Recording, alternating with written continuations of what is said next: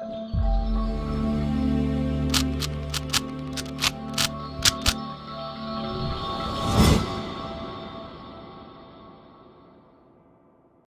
guys, welcome to Viva Classes. I hope you like my videos. If you like my videos, please like, share and support our channel. आज हम लोग class 12th mathematics का chapter matrices का introduction और पूरी exercise 3.1 एक ही video में आपके साथ डिस्कस करेंगे, क्योंकि हमारी वीडियोस के पीछे एक ही फंडा है, कम टाइम में कंसेप्ट ज़्यादा, क्योंकि आपका टाइम बहुत कीमती है और हम वैल्यू करते हैं। तो सबसे पहले समझते हैं कि मैट्रिक्स का मतलब क्या होता है। तो मैट्रिक्स का बेसिक काम यही है कि जो इन्फॉर्मेशन पैराग्राफ फॉर्म में होती है उसे रेक्टेंगुलर फॉर्म में रिप्रेजेंट कर दिया जाए। दूसरा पर्पस इसका क्या है, मैट्रिसेस और डिटरमिनेंट तो डिफरेंट चैप्टर नहीं है बच्चों। बेसिकली मैट्रिसेस और डिटरमिनेंट चैप्टर का पर्पस है जब 3 वेरिएबल 3 इक्वेशंस आ जाए, 4 वेरिएबल 4 इक्वेशंस आ जाए, तो उन्हें कैसे सॉल्व करा जाए। क्योंकि 10th क्लास तक आप लोगों ने क्या किया था, 2 वेरिएबल 2 इक्वेशन सॉल्व करी है एलिमिनेशन मेथड से, सब्स्टिट्यूशन मेथड से, क्रॉस मल्टीप्लिकेशन मेथड से। बट व्हाट अबाउट अगर 3 वेरिएबल 3 इक्वेशंस आ जाए, 4 वेरिएबल 4 इक्वेशंस आ जाए, तो बेसिकली उनको सॉल्व करने के लिए आपको एक मैट्रिक्स मेथड दिया गया है, एक डिटरमिनेंट मेथड दिया गया है। तो इस चैप्टर का जो बेसिक पर्पस है वो वही है। तो 2 पर्पस है। अगर मैट्रिक्स की हम बात करें तो मैट्रिक्स को ऐसे डिफाइन करा जाता है जब भी किसी इंफॉर्मेशन को हम रेक्टेंगुलर फॉर्म में रिप्रेजेंट कर देते हैं, रेक्टेंगुलर फॉर्म में रिप्रेजेंट कर देते हैं। जैसे एक एग्जांपल के तौर पर अगर मान लीजिए ए बी सी 3 पर्सन्स हैं और वो P Q R 3 item purchase करते हैं। अब मान लीजिए ए ने 5 पेन लिए हैं, 7 इरेजर लिए हैं और 2 आपके पास पेंसिल ली हैं। बी ने 8 पेन लिए हैं, 3 इरेजर लिए हैं और 7 पेंसिल्स ली हैं। सिमिलरली सी ने ये आइटम 2 रिस्पेक्टिवली ली हैं। अब यही चीज अगर पैराग्राफ में लिखी होती तो थोड़ी कॉम्प्लिकेटेड लगती है ना। अब उसी चीज को आपने इंफॉर्मेशन को बड़े सिंपल वे में लिख दिया, उसी को हम यहाँ पर क्या बुलाते हैं, मैट्रिक्स। तो ये जो आपके सामने इंफॉर्मेशन है इसे रेक्टेंगुलर फॉर्म में बोलते हैं। क्यों? क्योंकि यहां पर आपके पास एक रेक्टेंगल फ्रेम होता है। देखिए इसे बोलते हैं लेंथ और ये है इसकी ब्रेथ, राइट। अब देखिए अगर आपको पता हो कि रेक्टेंगल का एरिया क्या होता है, लेंथ इंटू ब्रेथ होता है ना। सिमिलरली यहां पर इसका ऑर्डर होता है, that is m into n। तो ये जो हॉरिजॉन्टल लाइंस होती हैं इन्हें बोला जाता है मैट्रिक्स में रोज, राइट। देखिए और जो वर्टिकल लाइंस होती हैं, वर्टिकल लाइंस ऐसी होंगी आपके पास, उन्हें बोला जाता है मैट्रिक्स के अंदर कॉलम्स। तो इससे मैट्रिक्स का क्रिएट होता है order. But first of all आप समझिए कि मैट्रिक्स चैप्टर का फायदा क्या है। तो मैट्रिक्स चैप्टर क्या करता है, सबसे पहले तो इंफॉर्मेशन को रेक्टेंगुलर फॉर्म में रिप्रेजेंट करता है जिससे इजी टू अंडरस्टैंड हो जाता है। दूसरा जो मेन काम मैट्रिक्स और डिटरमिनेंट का है, जब 3 वेरिएबल 3 इक्वेशंस बनेंगे या 4 वेरिएबल 4 इक्वेशंस बनेंगे जो कि अभी फिलहाल आपके सिलेबस में नहीं है, उनको सॉल्व करने का तरीका बताता है मैट्रिक्स और डिटरमिनेंट। जैसे कि एग्जांपल के तौर पे आपके सामने एक इक्वेशन है 2x + 3y + 5z = 50। Similarly x - y + z = 30 और x - 2y + 0z = 100। अब इनको सॉल्व करना है अगर आपने, तो इसका जो सॉल्यूशन है ना वो आपको मैट्रिक्स और डिटरमिनेंट चैप्टर ही बताता है, और इससे ज्यादा वेरिएबल्स भी। तो बेसिकली ये दोनों चैप्टर डिफरेंट नहीं है, ये बेस है और डिटरमिनेंट चैप्टर इससे जुड़ा हुआ है। हमारे टाइम में तो ये चैप्टर इकट्ठे ही आते थे, अब इनको 2 अलग चैप्टर बना दिया गया है, लेकिन ये दोनों चैप्टर आपस में लिंक्ड है। कैसे? जब आप डिटरमिनेंट चैप्टर पढ़ोगे तो उसमें ये सॉल्व करना सिखाया जाएगा और उसका नाम जो होगा वो मैट्रिक्स मेथड है। तो दोनों चैप्टर्स जो है वो बिल्कुल भी अलग नहीं है। तो बेसिक पर्पस क्लियर हो गया मैट्रिक्स का। हमें फाइनली ये सीखना है कि 3 वेरिएबल के आंसर्स कैसे निकाले जाएंगे, यहाँ पर जो x y z मिसिंग है कैसे निकाला जाएगा। तो इसका पर्पस वहीं जाके कंप्लीट होगा कि मैट्रिक्स का फायदा क्या है, मैट्रिक्स या डिटरमिनेंट का फायदा क्या है। इसी इंफॉर्मेशन को हमने ऐसे रिप्रेजेंट किया है, इसे हम बोलते हैं मैट्रिक्स। अब सेकेंड इंपॉर्टेंट चीज होती है कि मैट्रिक्स का ऑर्डर क्या होता है। तो ऑर्डर मैंने आपको जैसे बताया कि अगर आपको रेक्टेंगल का एरिया पता हो, लेंथ इंटू ब्रेथ, बिल्कुल उसी तरीके से देखिए लेंथ कैसी होती है, हॉरिजॉन्टल। तो यहाँ पर m इंटू n इसका ऑर्डर होता है, राइट। जिसमें सबसे पहले m की बात करी जाए तो रोज लिखी जाती है और n की बात करी जाए तो कॉलम ऑफ अ मैट्रिक्स लिखा जाता है। जैसे कि एग्जांपल के तौर पे आपके सामने एक मैट्रिक्स लिखते हैं हम लोग 5 3 1। अगर अब आप देखेंगे कि इसमें हॉरिजॉन्टल लाइन आप कितनी खींच सकते हैं, 1, तो इसके जो रो हो गया वो 1 और इसमें कॉलम वर्टिकल लाइंस आप कितनी खींच सकते हैं, 3, तो इसका ऑर्डर हो गया 1 ऑर्डर 3। सिमिलरली और देखिए 2 5 7 3। अगर मैं हॉरिजॉन्टल लाइन की बात करूं तो कितनी ड्रॉ हो सकती हैं, 2, और वर्टिकल लाइंस की बात करूं तो वो भी कितनी हो सकती हैं, 2। तो यहाँ पर रेक्टेंगल जो है वो स्क्वायर है क्योंकि लेंथ और ब्रेथ क्या हो गई है, इक्वल हो गई है। इसीलिए इसे स्क्वायर मैट्रिक्स भी बोलते हैं क्योंकि लेंथ और ब्रेथ क्या हो गई यहाँ पर, इक्वल हो गई। बट हमेशा याद रखना है ऑर्डर में पहले रो और फिर क्या लिखना है, कॉलम। अब देखिए और देखते हैं 1 3 0 -1 2 1। अब यहाँ पे रोज कितनी है, यानी हॉरिजॉन्टल लाइंस कितनी है 2 और कॉलम्स कितने हैं यहाँ पर 3, तो इस मैट्रिक्स का ऑर्डर क्या हो गया 2 ऑर्डर 3। अब ये तो हो गया मैट्रिक्स का ऑर्डर। अब एलिमेंट्स को रीड कैसे करते हैं, उनकी नेमिंग कैसे होती है, तो ध्यान से सुनिएगा। कभी भी आपको मैट्रिक्स के एलिमेंट को बात करनी है तो पहली बात तो स्मॉल एलिमेंट से बात करेंगे, उसे हम डिनोट करते हैं AIJ।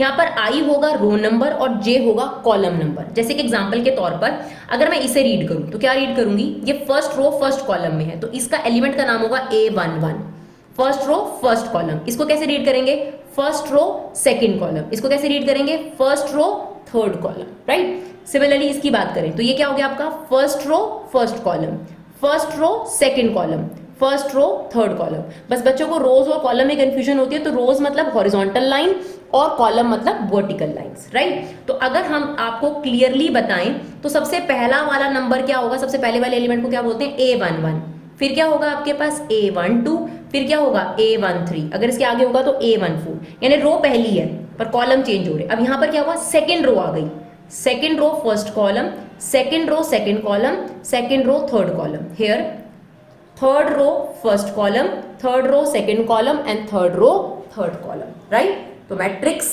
क्या होता है, मैट्रिक्स किसी भी इंफॉर्मेशन का रेक्टेंगुलर फॉर्म में अरेंजमेंट होता है। क्यों पढ़े ये चैप्टर, तो इस चैप्टर की मदद से और इसके अगले वाले चैप्टर की मदद से हमें एक ही चीज पे फाइनल कंक्लूजन पे पहुंचना है। 3 वेरिएबल 3 इक्वेशन कैसे सॉल्व होती हैं, 4 वेरिएबल 4 इक्वेशन कैसे सॉल्व होती हैं। अब मैट्रिक्स के बारे में हमें पता लगना जानना जरूरी है क्योंकि हमें इसका पर्पस क्लियर हो गया। तो मैट्रिक्स के ऑर्डर के बारे में बात करें, क्योंकि हम रेक्टेंगुलर बोलते हैं तो length into breadth area of rectangle होता है। सेम मैट्रिक्स का ऑर्डर है m इंटू n, जहां पर m रोज को डिपिक्ट करता है और n जो है वो कॉलम को डिपिक्ट करता है।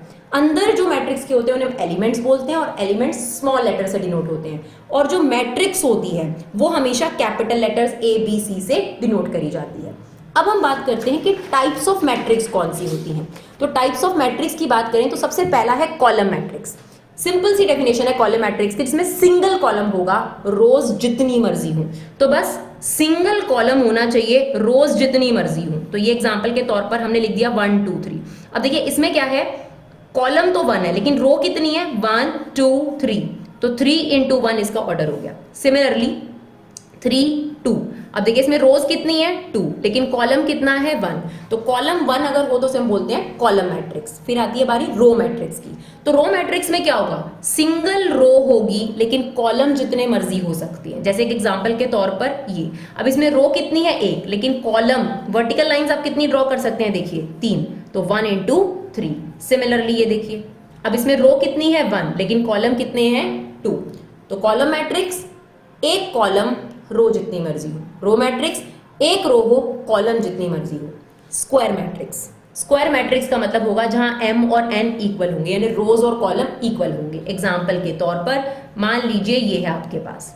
अब आप देखिए इसमें रोज कितनी है 2 और कॉलम कितने हैं 2, तो 2 इंटू 2 यानी लेंथ और ब्रेथ अगर इक्वल हो जाए तो उसे हम क्या बोलते हैं स्क्वायर मैट्रिक्स।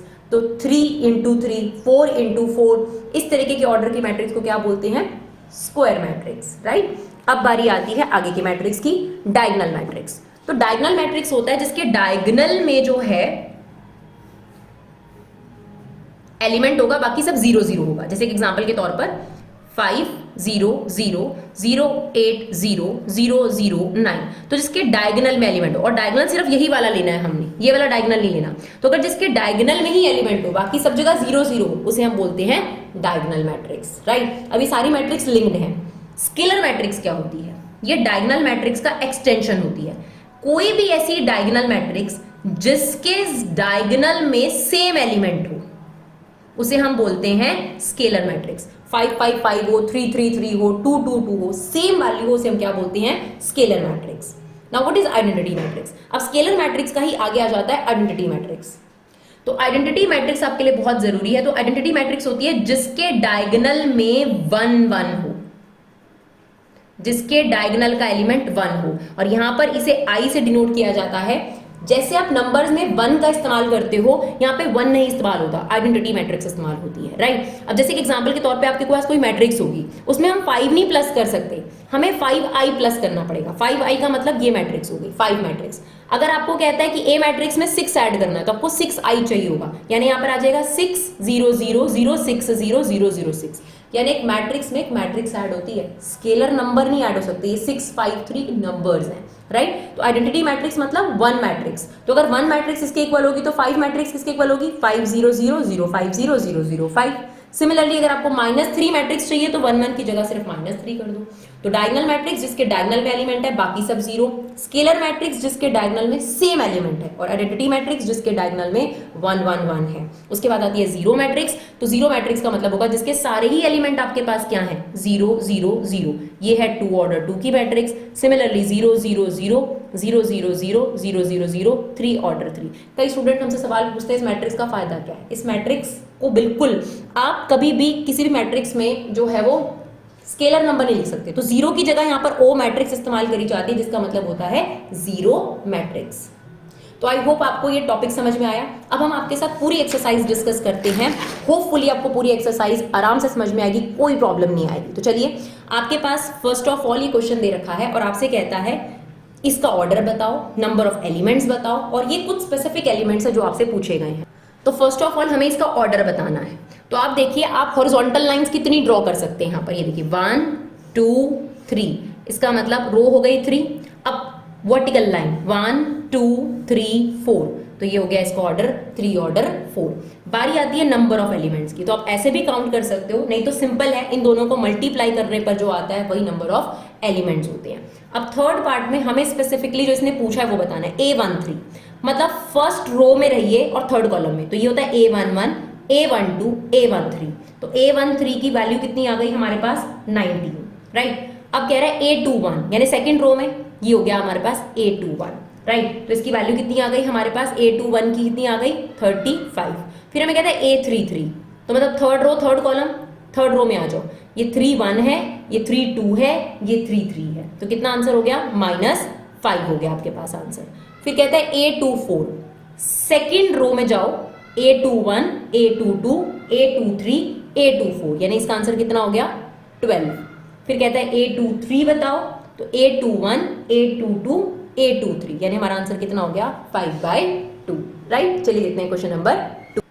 क्वेश्चन नंबर 2 और 3 बिल्कुल सेम है। कहता है एक मैट्रिक्स है जिसमें 24 एलिमेंट्स हैं, तो उसका क्या ऑर्डर हो सकता है।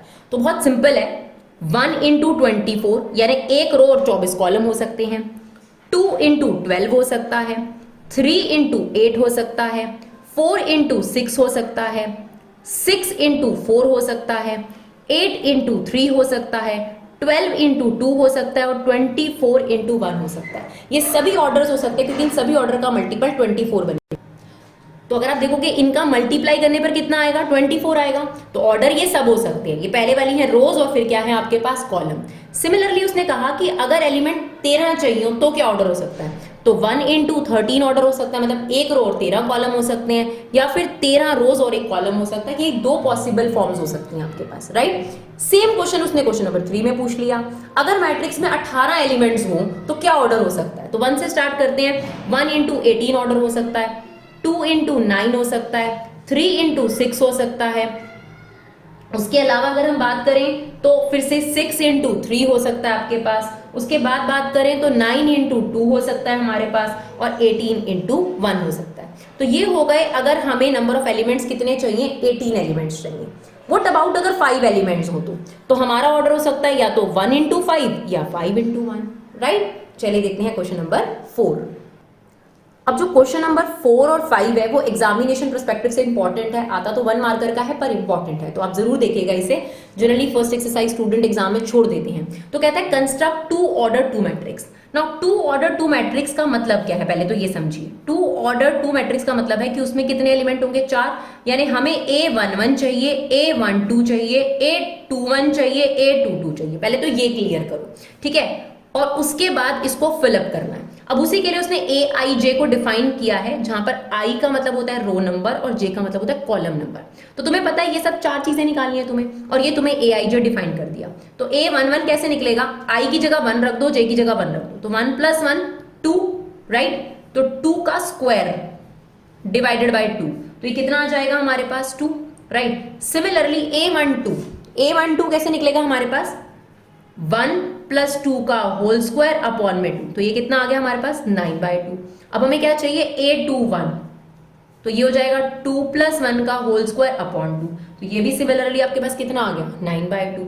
लास्ट A22 तो ये हो जाएगा 2 + 2 का होल स्क्वायर अपॉन 2, तो ये कितना आ जाएगा हमारे पास 8, राइट 16/2। अब बच्चे क्या करते हैं, यहाँ निकाल के छोड़ देते हैं। तुमसे क्या मांगी है, मैट्रिक्स मांगी है, ये तो तुम्हारा वर्किंग है, तो इसे फिलअप करो। कहाँ पर रखना है, A11 कितना है 2, A12 कितना है हमारे पास 9/2, ये कितना है 9/2 और ये कितना है 8, राइट। तो ये हो गया इसका फर्स्ट पार्ट। सेकेंड पार्ट भी देखते हैं। सेकेंड पार्ट में भी आपको 2 ऑर्डर 2 की मैट्रिक्स बनानी है। नाउ 2 ऑर्डर 2 मैट्रिक्स का मतलब यही है कि A11 A12 A21 A22, तो ये आपकी कौन सी मैट्रिक्स बन गई 2 ऑर्डर 2 की, तो ये आपको कंप्लीट करनी है। तो A11 Aij, A11 में I की वैल्यू कितनी हो गई 1 और J की वैल्यू भी 1, तो ये कितना आ गया 1 आ गया। फिर हमें निकालना है A12। नाउ A12 कैसे निकलेगा आपके पास, I की जगह 1 और ये कितना हो गया 2, तो ये आ गया 1/2।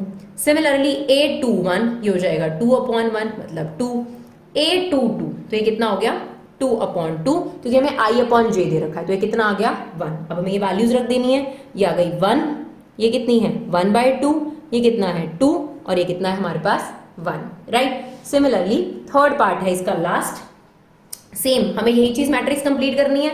तो हमें क्या क्या चाहिए, A11 तो ये हो जाएगा 1, J को 1 रखोगे तो ये 2 का होल स्क्वायर अपॉन 2, तो ये कितना आ गया हमारे पास 9/2।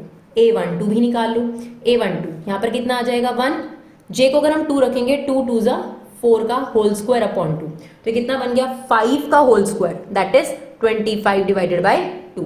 अब A21 निकाल लो, तो A21 आपके पास A12 जैसा ही आएगा ना, कोई डिफरेंस, सॉरी A21 डिफरेंस होगा यहाँ पर, ये हो जाएगा 2 और ये हो जाएगा 2 का होल स्क्वायर अपॉन 2, तो ये कितना आ जाएगा हमारे पास 8।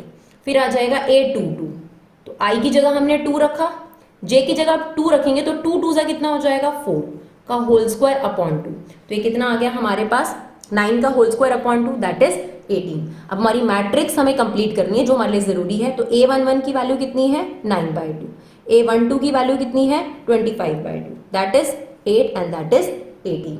चलिए देखते हैं next question, question number 5। Same question है, क्वेश्चन नंबर 4 की तरह है। आपको कंस्ट्रक्ट करनी है 3 ऑर्डर 4 की मैट्रिक्स। नाउ 3 ऑर्डर 4 की मैट्रिक्स का मतलब क्या है, हमें चाहिए A11 A12 A13, रोज कितनी होनी चाहिए 3, कॉलम कितने होने चाहिए 4, तो हमें 4 तक जाना पड़ेगा।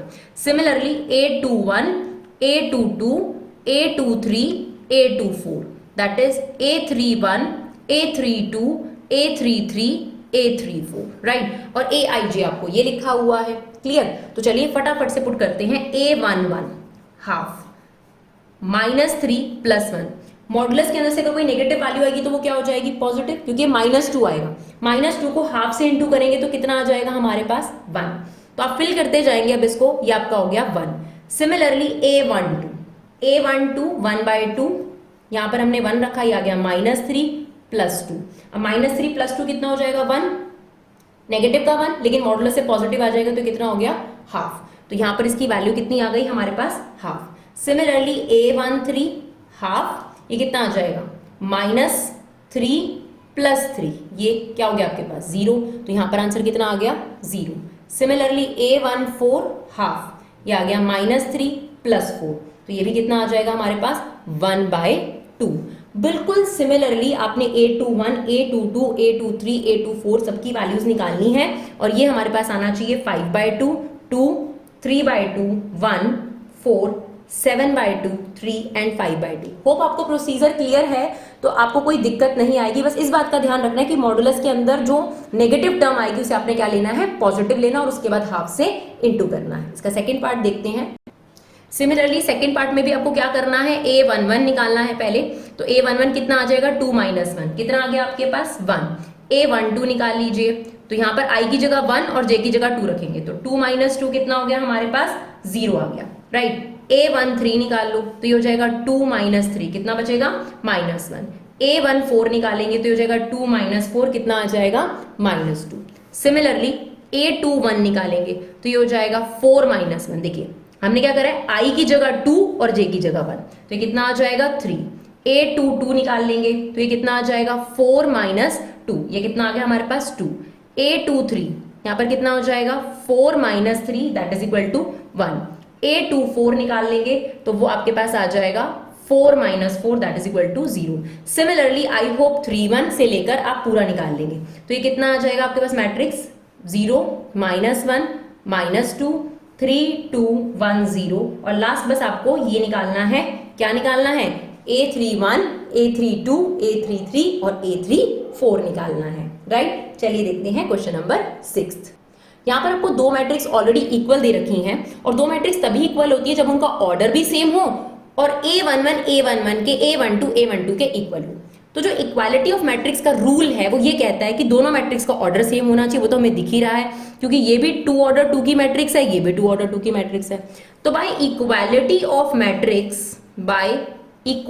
ऑफ मैट्रिक्स क्या रूल होगा आपके पास कि जो A11 होना चाहिए तो वो A11 के इक्वल होना चाहिए। तो इसका मतलब ऑन कंपैरिजन y की वैल्यू कितनी आ गई 4 और A12 के इक्वल होना चाहिए तो z की वैल्यू कितनी आ गई 3 और A21 के इक्वल होना चाहिए और A22 के इक्वल। तो आपके पास ऑलरेडी यहाँ से वैल्यूज निकल कर आ गई, x की वैल्यू 1, y की वैल्यू 4 और z की वैल्यू 3। बिल्कुल सिमिलर तरीके से यहाँ पर x प्लस वाई किसके इक्वल होगा, x प्लस वाई इक्वल होगा 6 के, 2 तो खैर 2 के इक्वल है ही है, और 5 प्लस z किसके इक्वल होगा 5 के, तो z की वैल्यू तो यहां से निकल कर आ गई हमारी 0। और सिमिलरली x इंटू वाई किसके इक्वल होगा आपके पास 8 के इक्वल होगा। अब आपके पास क्या है x और y की वैल्यू मिसिंग है तो एक काम करते हैं यहां से y ले लेते हैं 6 माइनस एक्स और उसे यहां पुट कर देते हैं 6 माइनस एक्स इक्वल टू 8। तो क्वाड्रेटिक बन जाएगा आपके पास that is 6x minus x square is equal to 8। सब कुछ उधर ले जाते हैं तो ये बन जाएगा x square minus 6x plus 8 is equal to 0। तो फैक्टर्स क्या हो जाएंगे इसके 4 2 8 तो ये हो गया minus 4x minus 2x plus 8 is equal to 0। तो यहां से आपके पास जो x की वैल्यूज आ गई वो दो वैल्यूज आ गई। क्या क्या वैल्यू आ गई, एक तो x की वैल्यू 2 आ गई और एक x की वैल्यू आपके पास क्या आ गई 4 आ गई। दोनों पॉसिबल है।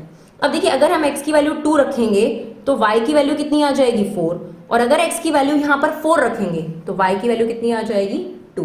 तो दोनों पॉसिबिलिटीज आपको बुक में देखने को मिल जाएंगी। चलिए देखते हैं आगे, थर्ड पार्ट देखते हैं। इसमें भी same x plus y plus z is equal to 9 हो जाएगा, x plus z is equal to 5 हो जाएगा और y plus z is equal to 7 हो जाएगा। अब आपने क्या करना है, आपके पास y प्लस जेड की वैल्यू है 7, यहाँ पर इसकी जगह रख दीजिए।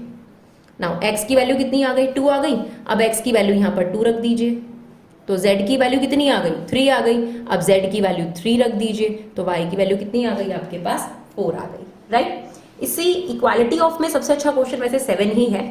सेम इसमें दोनों मैट्रिक्स इक्वल दे रखी हैं तो on comparison a minus b की जो वैल्यू होनी चाहिए वो -1 के इक्वल होनी चाहिए, राइट, और 2a माइनस बी की वैल्यू 0 के इक्वल होनी चाहिए। मैंने पहले ये दोनों क्यों लिए हैं, क्योंकि ये दोनों सेम टर्म वाले हैं।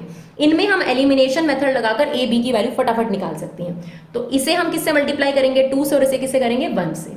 अब 2 से करेंगे तो क्या बन जाएगा 2a माइनस 2b माइनस 2 और ये बन गया 2a minus b is equal to 0। Sign change, ये कट गया आपके पास, सॉरी ये नहीं कटेगा ये कटेगा, ये आ गया आपके पास minus b is equal to -2 यानी b की वैल्यू कितनी आ गई हमारे पास 2 आ गई।